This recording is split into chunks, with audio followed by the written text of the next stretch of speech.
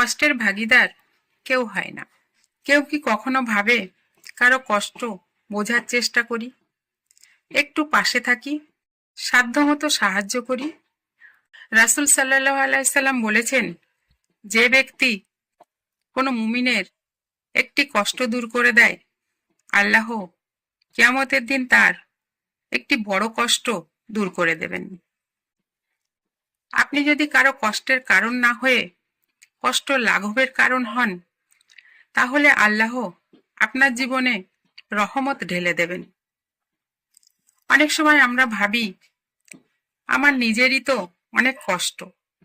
হ্যাঁ আছে, কিন্তু আশ্চর্য বিষয়, অন্যের কষ্টে পাশে দাঁড়ালে নিজের কষ্ট একদিন হালকা হয়ে যায়।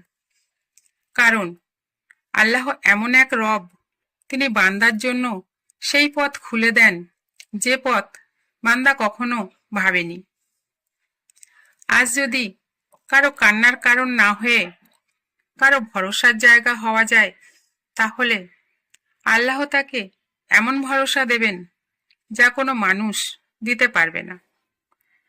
হয়তো আপনার সামর্থ্য নেই বড় সাহায্য করার, কিন্তু আপনার একটা দোয়া, একটা ভালো কথা, একটু সময় কারো জীবনে আলো হয়ে যেতে পারে।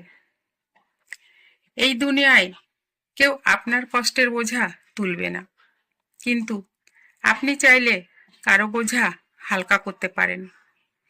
যেদিন আপনি সেটা পারবেন, সেদিন থেকেই আপনার জীবন বদলাতে শুরু করবে।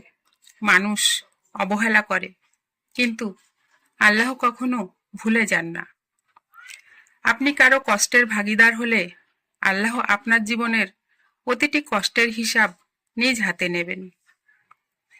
আল্লাহ আমাদের সবাইকে মানুষের কষ্ট বোঝার তৌফিক দান করুন।